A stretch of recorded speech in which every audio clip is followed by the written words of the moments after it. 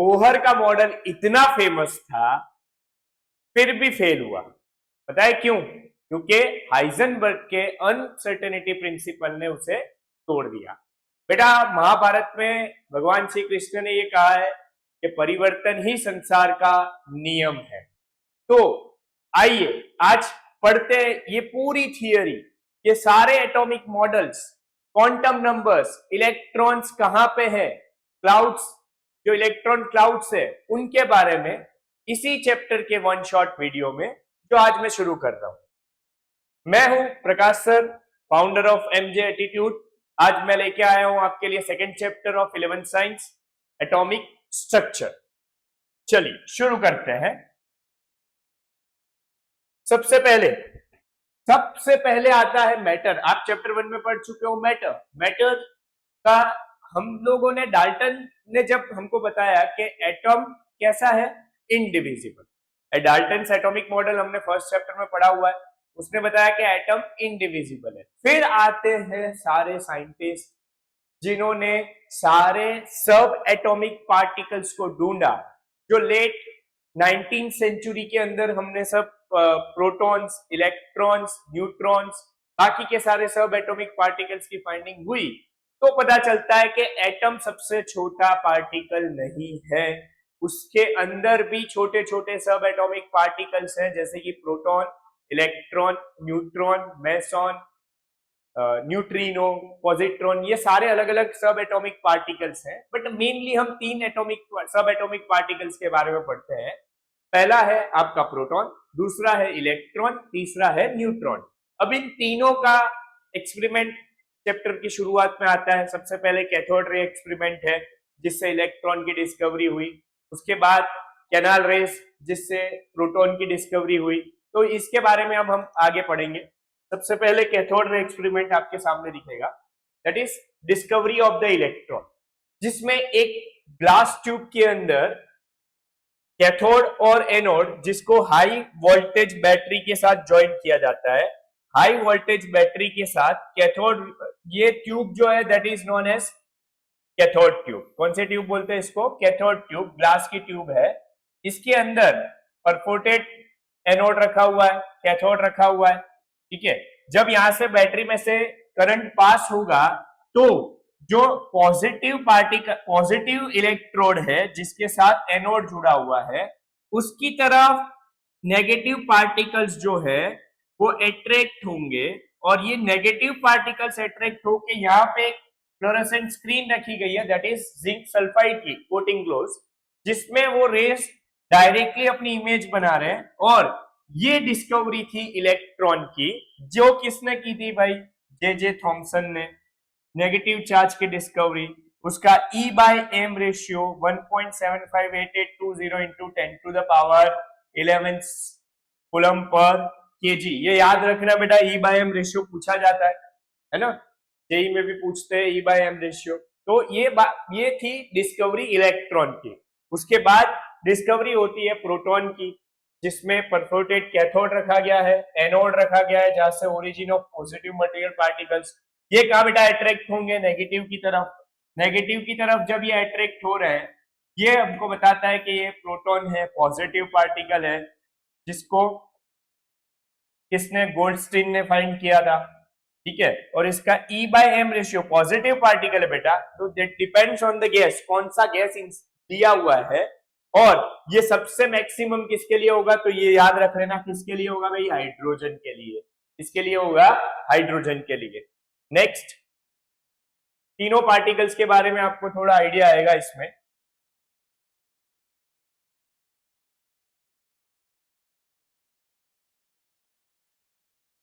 हाँ, तो the fundamental particles matrix में सबसे पहले इलेक्ट्रॉन, जिसको किसने ढूंढा भाई? जे थॉमसन ने।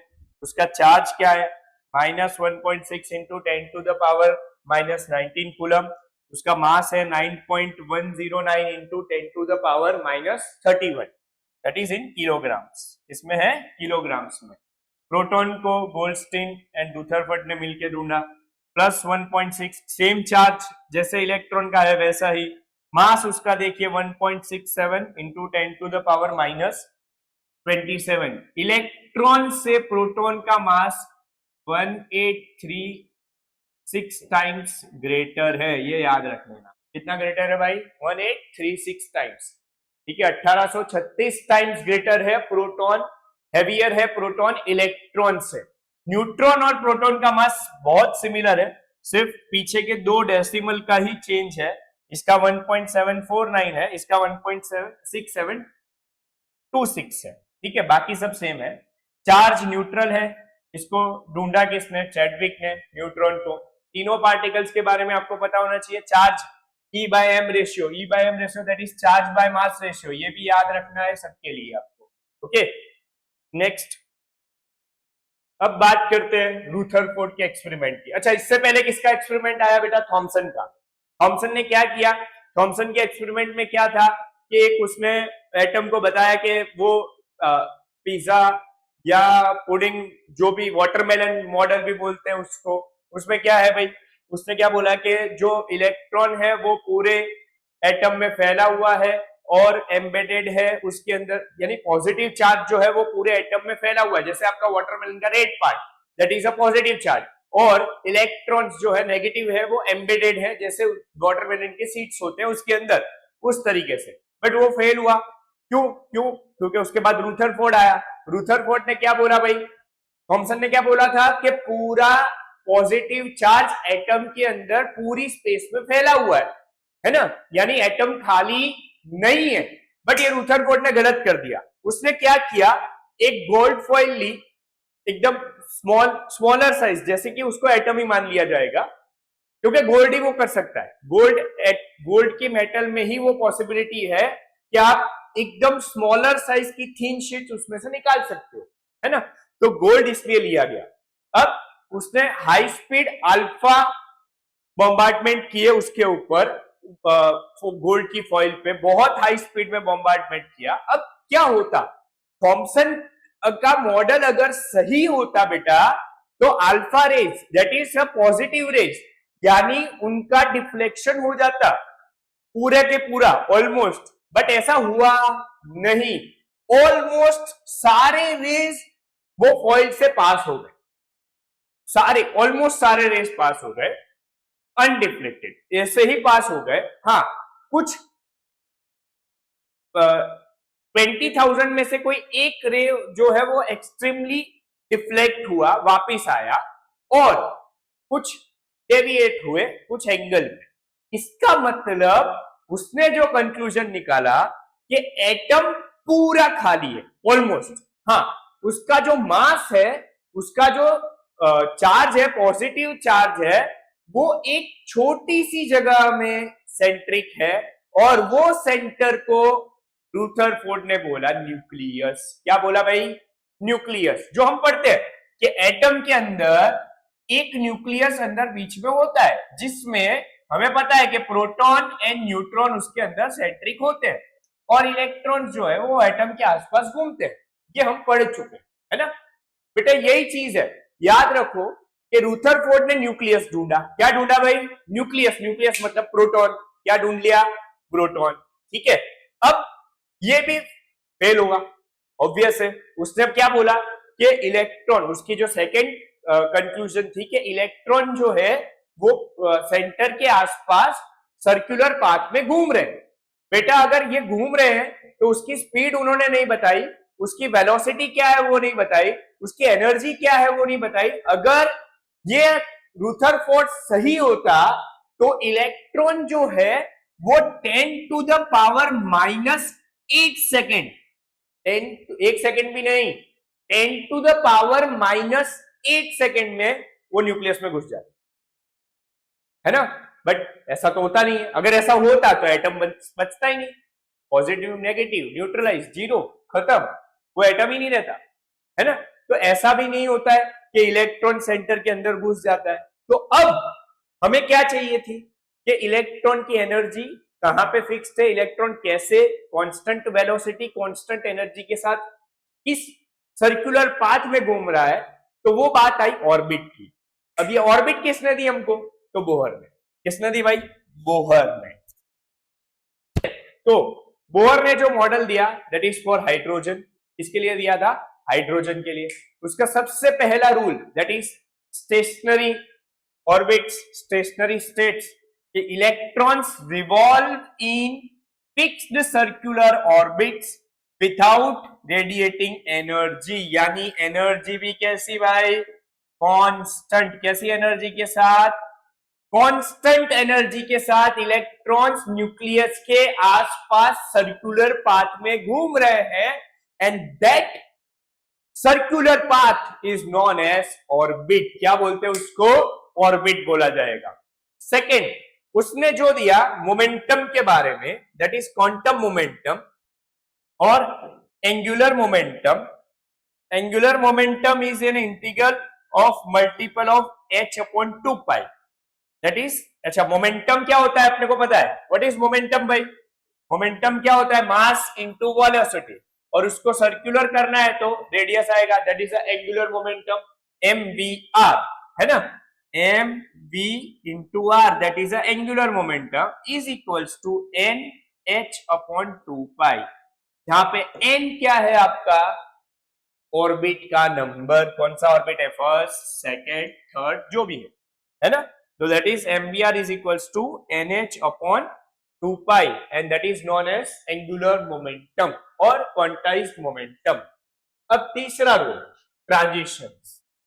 बेटा जब इलेक्ट्रॉन एक ऑर्बिट से दूसरी ऑर्बिट में जाएगा, फर्स्ट ऑर्बिट से सेकेंड, सेकेंड से थर्ड या कोई भी, तो उसमें जब एनर्जी रेडिएशन होगा उसका change that is delta E, that is E2 minus E1 is equals to क्या होता है, h न्यू, ये हमने पढ़ा हुआ है, E is equals to h nu, जहां पे h आपका प्लैंक्स कांस्टेंट है और न्यू जो है दैट इज अ फ्रीक्वेंसी और nu is equals to c by lambda, lambda जहां पे वेवलेंथ है जो रेडिएशन हो रहे हैं उसमें। ओके, ये तीन रूल पे बहुत टिका हुआ है। अब इसके आगे एनर्जी की बात, दोनों में ऑर्बिटल की रेडियस, पांचवा रूल कि भाई ऑर्बिटल की रेडियस क्या रहेगी, तो that is R N is equals to 52.9 into N square by Z in picometre. बेटा जनरली हमारी रेडियस जो रहती है वो एंगस्ट्रॉम में रहती है, तो उसका फॉर्मूला भी दे दूं 529.529 N square by Z in angstroms, ठीक है, ये एंगस्ट्रॉम में है उसका। उसके बाद for hydrogen the Bohr radius is 52.9 picometre और उसको ही हमने एक सैंपल ले लिया और उससे ही बाकी के सारे एटम्स की हम रेडियस फाइंड कर सकते हैं। Increasing distance from the nucleus increases as N increases, जैसे जैसे एन इंक्रीज होता जाएगा वैसे वैसे इलेक्ट्रॉन का न्यूक्लियस से डिस्टेंस इंक्रीज होता जाएगा। उसके बाद है energy of orbital that is En is equals to minus 2.18। ये माइनस की साइन क्या है, ये बता रही है कि इलेक्ट्रॉन इतनी एनर्जी से बाउंडेड है, बाउंडेड स्टेट पे है।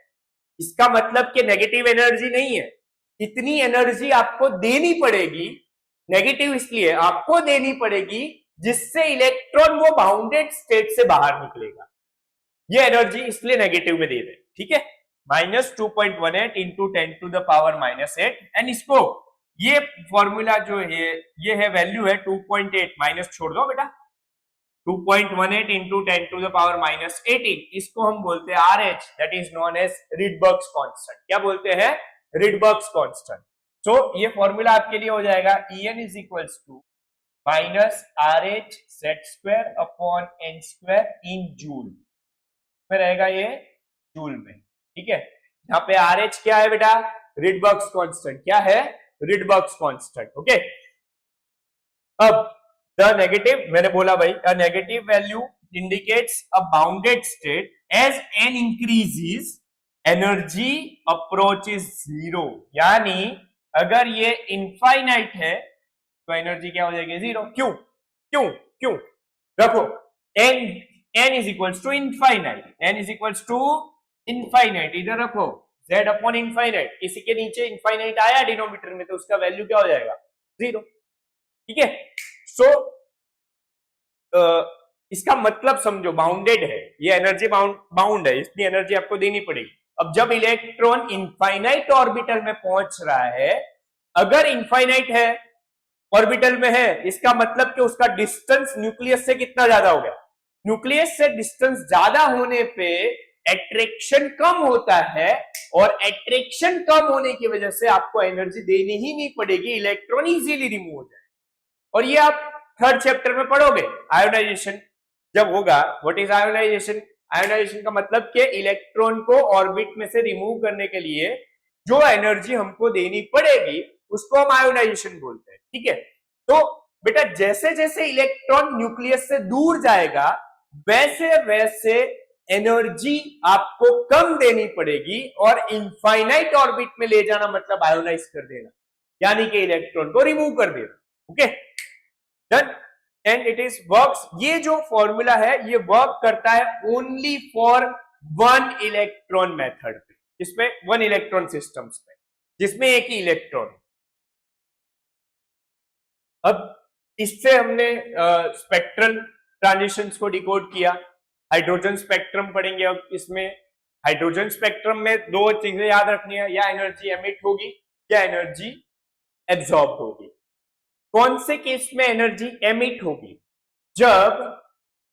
जब इलेक्ट्रॉन जो है वो हायर एनर्जी ऑर्बिट से लोअर एनर्जी ऑर्बिट में आएगा, हायर एनर्जी ऑर्बिट से लोअर एनर्जी ऑर्बिट में आएगा, इलेक्ट्रॉन गिरेगा, तो इसका मतलब के एनर्जी एमिट होगी। क्या होगी भाई? एनर्जी एमिट होगी। और जब इलेक्ट्रॉन लोअर एनर्जी ऑर्बिट से हायर एनर्जी ऑर्बिट में जाएगा तब एनर्जी एब्जॉर्ब होगी, जब आपको फोटोन रिक्वायर्ड होगा। Photon, what is photon? तो जो हमने एक फोटोन के बारे में पढ़ा, that is a photon is a light particle, waves, ठीक है, जिससे एनर्जी एब्जॉर्ब की जाती है, उसका एक पार्टिकल, एनर्जी पार्टिकल है। तो जब भी इलेक्ट्रॉन हायर ऑर्बिट से, हायर एनर्जी ऑर्बिट से लोअर एनर्जी ऑर्बिट में आएगा तब फोटोन रिलीज होगा, यानी कि एनर्जी एमिट होगी। और जब इलेक्ट्रॉन लोअर एनर्जी ऑर्बिट से हायर एनर्जी ऑर्बिट में जाएगा तब एनर्जी एब्जॉर्ब होगी। इसका मतलब कि फोटोन रिक्वायर्ड होगा। यानी इसका बेटा फॉर्मूला क्या है? तो E इज इक्वल्स टू, हमें पता है, that is hc by lambda. ये एक फोटोन की एनर्जी है। किसकी एनर्जी है भाई? एक फोटोन की एनर्जी है। E is equals to hc by lambda, है ना। अगर n फोटोन्स के लिए एनर्जी चाहिए तो E is equals to nhc by lambda. ये है नंबर ऑफ फोटोन्स। अगर एक मोल फोटोन की, दैट इज एवोगैड्रो नंबर, तो NaHc बाय लेमडा, ये एवोगैड्रो नंबर है आपका, ठीक है। तो जैसे जैसे फोटोन्स रिलीज होंगे उसके नंबर भी हम फाइंड कर सकते हैं, कितने फोटोन रिलीज होंगे वो भी फाइंड कर सकते हैं। ये सब न्यूमेरिकल वाले सेक्शन में देखेंगे। जब हम न्यूमेरिकल का लेक्चर पढ़ेंगे उसमें मैं ये सारे फॉर्मूलाज भी आपको करवाऊंगा फिर से, और सारे न्यूमेरिकल्स को भी एक एक करके देखेंगे। हाँ, शायद हो सकता है कि 2 लेक्चर्स बनाने पड़े क्योंकि चैप्टर लंबा है। ओके, सो फ्रीक्वेंसी का फॉर्मूला क्या होगा भाई? फिर डेल्टा ई आपको पता है, that is hc by lambda, और h न्यू, तो न्यू इज इक्वल्स टू क्या होगा? Delta E upon h। ये आपका फ्रीक्वेंसी का फॉर्मूला हो गया। बोहर के लिए फॉर्मूला मैं सीधा कर देता हूं आपको। अगर ट्रांजिशन हो रहा है किसी ऑर्बिट में से किसी ऑर्बिट में ट्रांजिशन हो रहा है तो फ्रीक्वेंसी का फॉर्मूला है 3.29 into 10 to the power 15 1 upon N I square minus N F square into Z square in hertz. ये बोहर के लिए फॉर्मूला है फ्रीक्वेंसी का। ठीक है, पढ़ेंगे न्यूमेरिकल वाले सेक्शन में सारे फॉर्मूला पूछ सकते। अभी ये hydrogen spectrum, first series Lyman, Balmer, Paschen, Brackett, कॉन्ट, ठीक है। इसके सिवा हमफी भी आती है बट वो आपको पढ़नी नहीं है। n=6, इंफ्रारेड ही है वो भी, है ना। फाइनल लेवल लाइमैन में फर्स्ट, कोई भी ऑर्बिट में से इलेक्ट्रॉन अगर फर्स्ट ऑर्बिट में आता है तो वो सीरीज होगी आपकी Lyman, and that is ultraviolet UV rays, है ना। उसके बाद बामर, n=2, कोई भी ऑर्बिट में से सेकेंड ऑर्बिट में इलेक्ट्रॉन आता है तो that is a बामर series and it is a visible spectrum एक ही है। उसकी फ्रीक्वेंसी अप्रोक्सीमेटली 4000 एंगस्ट्रॉम से 8000 एंगस्ट्रॉम के बीच में रहती है बामर सीरीज में, जो भी रेज निकल रहे एमिट हो रहे उनके लिए। Paschen n is equal to 3, infrared है, Brackett 4 infrared, Pfund n5 infrared, Humphreys n6 infrared, ये सारे इंफ्रारेड है। फ्रीक्वेंसी का फॉर्मूला, अच्छा ये फ्रीक्वेंसी नहीं है, that is a wave number, wave number का फॉर्मूला है, and it is also known as 1 upon lambda. तो 1 अपॉन लैम्बडा, लैम्बडा का भी फॉर्मूला हो गया 1.09 into 10 to the power 7, 1 upon initial I minus 1 upon N F metre square. और ये hydrogen के लिए इसलिए जेड स्क्वायर इधर नहीं लिखा है। हाँ, अगर हीलियम प्लस, यानी हीलियम में एक इलेक्ट्रॉन है, हीलियम प्लस जो आयन है उसके लिए अगर ये फॉर्मूला यूज करना है तो यहाँ पे जेड स्क्वायर लगा देना, क्या लगा देना है, जेड स्क्वायर। ये बट ये हाइड्रोजन स्पेक्ट्रम है इसलिए इधर जेड नहीं लगाया। चलो, बोहर कहां फेल हुआ, बोहर कहां फेल हुआ। इतनी मेहनत करी बोहर ने, पूरा एटॉमिक मॉडल बना दिया, हमको इलेक्ट्रॉन के बारे में समझ दे दी, ऑर्बिट के बारे में समझ दे दी, बट फिर भी ये फेल हो गया। क्यों? तो सिंपल, इसने जो मॉडल बनाया था वो हाइड्रोजन के लिए बनाया था, यानी एक इलेक्ट्रॉन के लिए, मल्टी इलेक्ट्रॉन सिस्टम के लिए बोहर का मॉडल फेल है, क्योंकि mathematically it is only functional for one electron systems. Spectral line structure, ठीक है, तो can not explain the splitting of spectral lines to into closely spaced multiples. Zeeman effect ignores the splitting of spectral lines in a magnetic field. Stark effect ignores the splitting of spectral lines electric fields. ये सब आप पढ़ोगे। Fatal errors violates Heisenberg, सबसे ज्यादा disturb Bohr के model को किया Heisenberg के अनसर्टेनिटी प्रिंसिपल। क्या बोला था वो हम पढ़ेंगे आगे, बट बेटा समझो बोहर ने क्या बोला कि इलेक्ट्रॉन ऑर्बिट के अंदर, स्टेशनरी ऑर्बिट्स के अंदर कांस्टेंट एनर्जी के साथ रोटेट कर रहा है। कहां है, कितनी स्पीड के साथ कर रहा है, उसकी एक्चुअल मोमेंटम और उसकी पोजीशन क्या है ये बोहर का सिस्टम हमें नहीं समझा, और यहीं पे वो फेल हो रहा है। हाइजेनबर्ग ने जो बोला है कि समझो, आगे हम इसके बाद हाइजेनबर्ग का अनसर्टेनिटी प्रिंसिपल भी पढ़ रहे हैं, बट समझने जैसी बात है कि इलेक्ट्रॉन जब एक ही ऑर्बिट के अंदर है, एक ही ऑर्बिट के अंदर है, तो हमें उसकी पोजीशन और उसकी एनर्जी पता होनी चाहिए और मोमेंटम भी एग्जैक्ट पता होना चाहिए, बट वो हम फाइंड नहीं कर सकते बोहर के सिस्टम, और यहां पे ही बोहर फेल हुआ। अब बात करते हैं नेक्स्ट टॉपिक पे कि भाई दो मॉडल्स जिसने बोहर के मॉडल को फेल किया, एक है डी ब्रॉगली का ड्यूअल नेचर वाला मॉडल, जिसमें उसने बोला कि इलेक्ट्रॉन ना कि पार्टिकल है ना कि वेव है, दोनों है, दोनों नेचर रखता है इलेक्ट्रॉन, पार्टिकल भी है वेव नेचर भी। क्यों, समझो दोनों नेचर कैसे। बेटा समझो आप कोई भी अगर पार्टिकल है जिसका कुछ मास है तो वो वेव नहीं बन सकता, उसकी फ्रीक्वेंसी, वेलोसिटी, उसकी वेवलेंथ हमें नहीं मिलेगी, जबकि इलेक्ट्रॉन की वेवलेंथ भी मिल रही है। जब वो एमिट कर रहा है तब उसकी वेवलेंथ भी हम फाइंड करें, जैसे फोटोन की बात चल रही थी, और उसकी फ्रीक्वेंसी भी हमें पता चल रही है। तो यहां पे डी ब्रॉगली ने बताया कि इलेक्ट्रॉन आर जो not just particles, they possess associated wave properties also. Frequency भी है, वेवलेंथ भी है, टाइम पीरियड भी है, जो जो वेव की प्रॉपर्टीज होती है वो सारी इलेक्ट्रॉन के साथ भी एसोसिएट होती है, और इसलिए बोहर का मॉडल फेल हो रहा है इधर। दूसरी चीज, हाइजेनबर्ग अनसर्टेनिटी प्रिंसिपल, ये क्या बोलता है कि जब एक small particles, very small particle जब मोमेंटम में हो यानी मोशन में हो, तब हम उसकी पोजीशन और उसका मोमेंटम, इन दोनों को एक्यूरेटली मेजर नहीं कर सकते, कहीं ना कहीं उसके अंदर प्रॉब्लम आएगी वहां पे, यानी it is impossible to know both exact position and momentum of an electron simultaneously, ये हमें नहीं पता चल सकता। ठीक है, तो यहां पे आता है ऑर्बिटल्स का नाम, कि इलेक्ट्रॉन कहाँ है? ऑर्बिटल्स में। कहाँ है? एग्जैक्टली कहाँ है? ऑर्बिटल्स में। ठीक है, तो डी ब्रोगली का जो फॉर्मूला है that is lambda is equals to h upon mb, और आप इसको h अपॉन p भी लिख सकते हो मोमेंटम के लिए। ठीक है, इसके अलावा lambda is equals to h upon under root 2 into kinetic energy into mass of electron. ये भी एक फॉर्मूला है, वो हम पढ़ेंगे फॉर्मूला सेक्शन जब पढ़ेंगे तब। हाइजेनबर्ग ने क्या बोला भाई? तो डेल्टा x यानी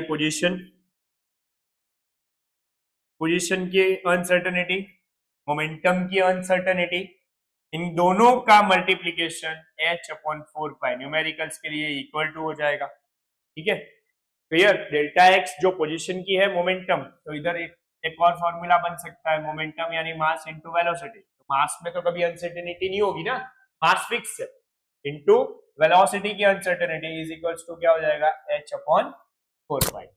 कोई एक अनसर्टेनिटी, ये क्वेश्चन सिंपल है, थोड़ा सा इजी है, समझोगे तो। ये सपोज पोजीशन की अनसर्टेनिटी 0 है, यानी हमने एग्जैक्टली पोजीशन तो फाइंड कर ली, एग्जैक्ट पोजीशन फाइंड कर ली, तो मोमेंटम की अनसर्टेनिटी कितनी होगी? इन दोनों का मल्टीप्लीकेशन देखो भाई, delta x into delta p is equals to h upon 4 pi है। अगर ये 0 है अनसर्टेनिटी, तो ये क्या होगा? सबके दिमाग में आता है ये भी 0 होगा? नहीं, अगर समझो, यही तो हाइजेनबर्ग का प्रिंसिपल है कि पोजीशन और मोमेंटम दोनों एक साथ इम्पॉसिबल है एग्जैक्ट मेजर करना। यानी अगर किसी एक को आपने एग्जैक्ट मेजर कर लिया तो दूसरे की अनसर्टेनिटी इनफाइनाइट हो जाएगी। कैसी हो जाएगी भाई? इनफाइनाइट। कैसी हो जाएगी? इनफाइनाइट। समझे? तो यही समझना है कि अगर कोई एक 0 है तो दूसरा इजीली क्या हो जाएगा? इनफाइनाइट। क्या हो जाएगा? इनफाइनाइट। अब बात करते हैं ऑर्बिटल्स के बारे में। क्वांटम मैकेनिकल मॉडल जो श्रोडिंगर ने हमको डेवलप करके दिया, that replaces exact particles paths with wave function. उसने हर एक ऑर्बिटल को एक वेव फंक्शन पे डाल दिया और उससे एक फॉर्मूला बनाया, h hat psi, इसको साई बोलते हैं, जो that is a Schrodinger equation constant is equals to E into Sai.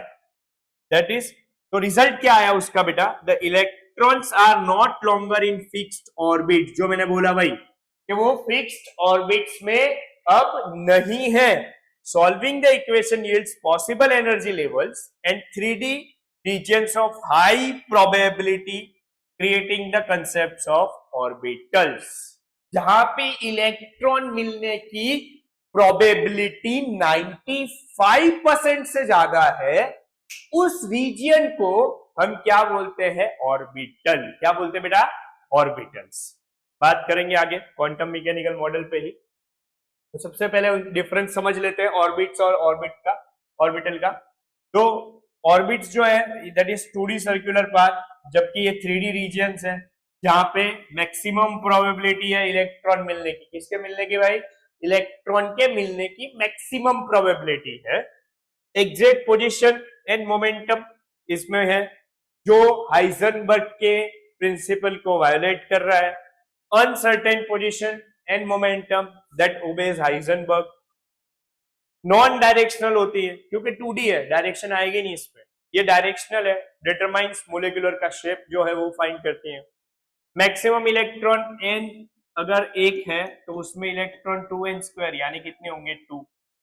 ठीक है, और एक ऑर्बिटल के अंदर भी 2 ही इलेक्ट्रॉन्स होते हैं, वो समझाऊंगा।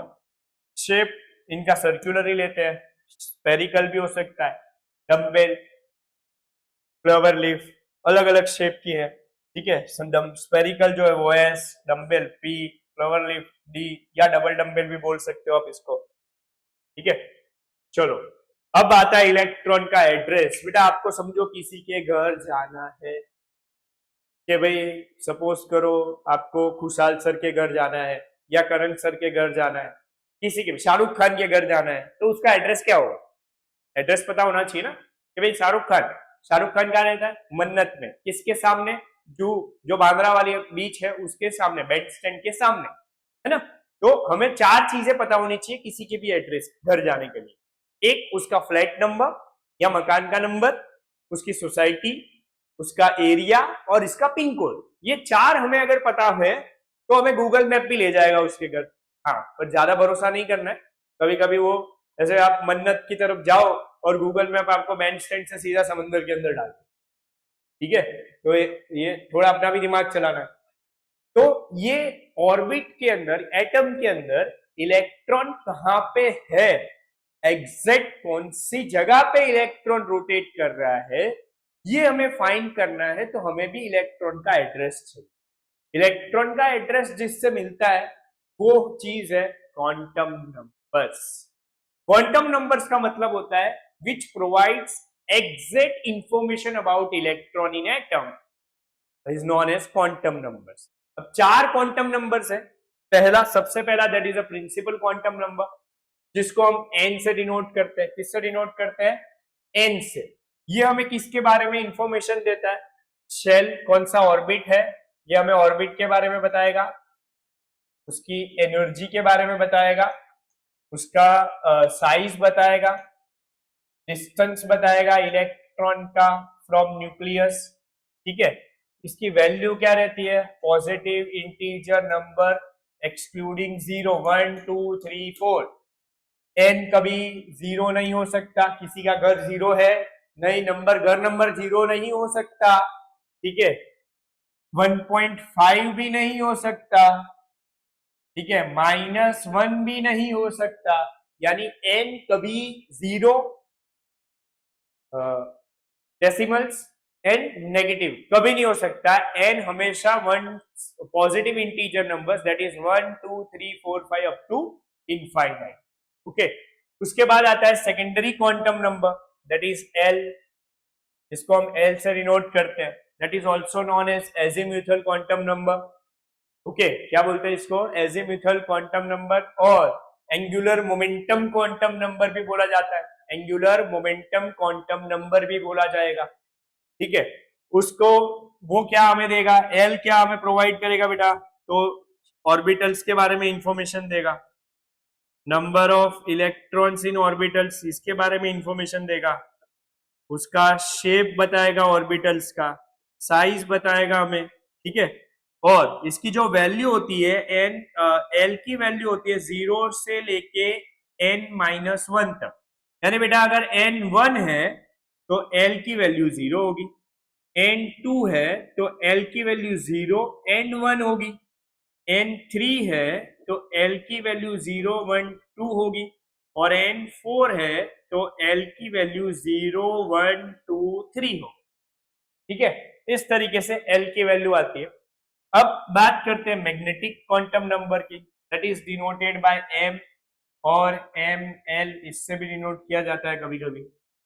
ये ओरिएंटेशन इन 3D स्पेस हमें उसकी अरेंजमेंट बताता है, स्पेशल अरेंजमेंट बताता है ऑर्बिटल्स के बारे में, और इसकी वैल्यू होती है m की वैल्यू रहेगी बेटा -L2 प्लस है, यानी अगर L 0 है तो m क्या होगा? -02 प्लस 0 यानी 0। l अगर 1 है तो m क्या होगा? -12 प्लस 1 दैट इज -1 0 प्लस 1, ठीक है। L2 है तो -2 से लेके +2, L3 है तो -3 से लेके +3 स्पिन। और इसके जो वैल्यूज है, टोटल वैल्यूज, जो m की टोटल वैल्यूज है वो हमें नंबर ऑफ ऑर्बिटल्स कितनी होंगी एक ऑर्बिटल के अंदर, जैसे L 0 है तो s ऑर्बिटल, उसके लिए m की वैल्यू 1 है तो s हमेशा एक ही है, एक ही बॉक्स है s का। जबकि p L2 है, L1 है उसके लिए, p के लिए, तो उसके लिए m की 3 वैल्यूज है, -1 0 +1, तो p में 3 ऑर्बिटल्स रहती है, px py pz एक्सियल, ठीक है। उसी तरीके से d में 5, f में 7। स्पिन क्वांटम नंबर विच हमें डायरेक्शन बताता है कि कौन सी डायरेक्शन में इलेक्ट्रॉन रोटेट हो रहा है, क्लॉकवाइज या एंटी क्लॉकवाइज। वैल्यूज फिक्स है, +1/2 -1/2, क्लॉकवाइज के लिए 1/2 +1/2, और एंटी क्लॉकवाइज के लिए -1/2, ओके। चलो, तो ऑर्बिटल्स सब सेल्स को डिकोड करते हैं। नंबर ऑफ ऑर्बिटल्स टोटल कितनी होंगी बेटा? किसी भी ऑर्बिटल में 2l+1, और इलेक्ट्रॉन्स कितने होंगे? 4l+2, ये 2 × 2l+1 यानी 4l+2। चलो, अगर एल की वैल्यू 0 है तो वो कौन सी ऑर्बिटल होगी? S, S orbital. क्या होगी? एस। क्यों एस क्यों दिया गया? क्यों एस से ही शुरू किया गया? That is a sharp orbital. कितने होते हैं उसके अंदर? एक ऑर्बिटल रहती है। कितने इलेक्ट्रॉन्स आएंगे? दो। फॉर्मूला में रखोगे 2 into 0 plus 1 that is 1 and 4 into 0 plus 2 that is 2। P principal orbit, जिसमें तीन ऑर्बिटल्स कौन सी मैंने बताई आपको? P X, P Y, P Z. Maximum कितने इलेक्ट्रॉन्स रहते हैं इसमें? 6। उसके बाद डी डिफ्यूज, कितनी ऑर्बिटल से बेटा? 5। ये भी बता सकते हैं D X Y, D Y Z, D X Z, D Z square and D X square minus Y square. 5 है तो टोटल इलेक्ट्रॉन्स कितने हो गए? 10। इसके बाद F fundamental, 7 orbitals, total electrons 14। Okay, clear है? नेक्स्ट, सबकी आपको शेप दिख रहा है इधर 3D के अंदर, ये स्पेरिकल शेप है। फिर उसके बाद ये एक्सियल रहती है यानी डंबल एक्स।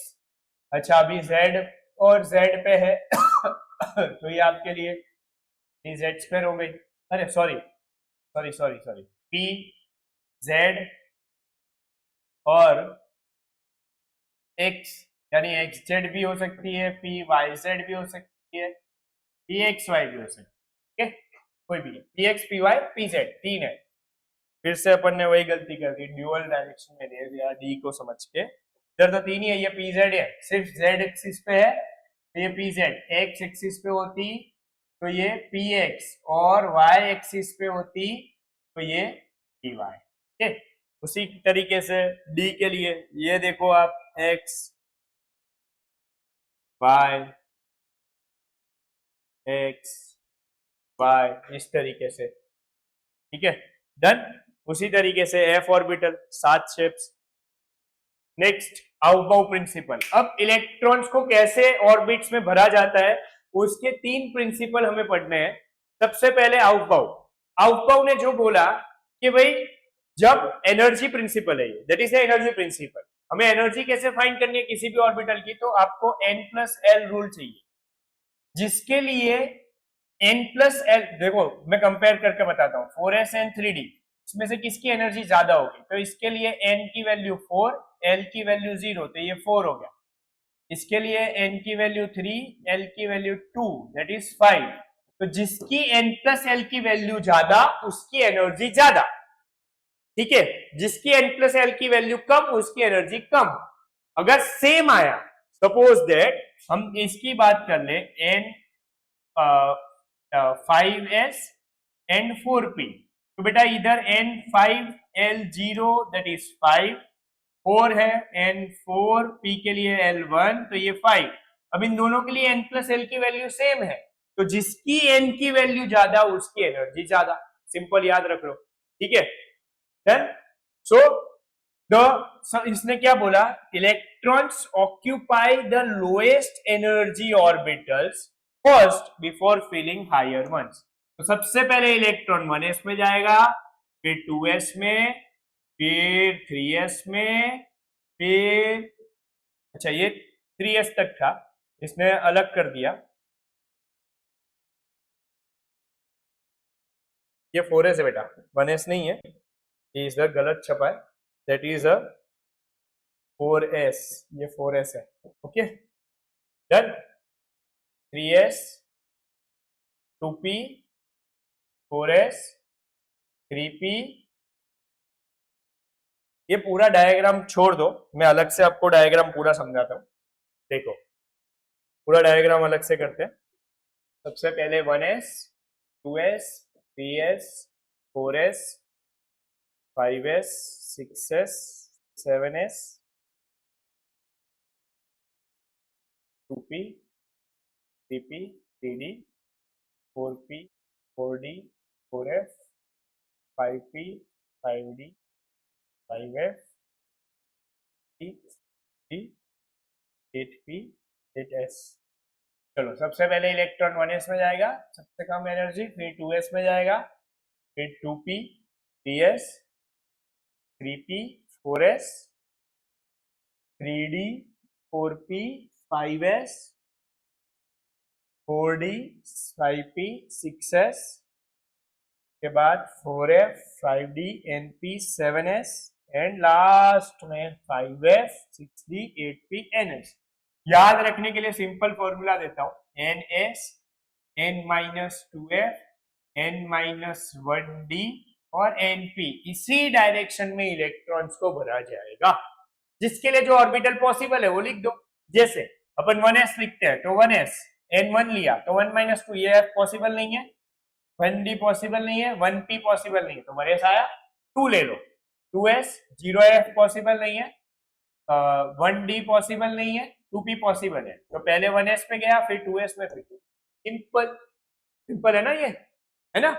चलो नेक्स्ट, सेकेंड और थर्ड, पॉलिस एक्सक्लूजन प्रिंसिपल।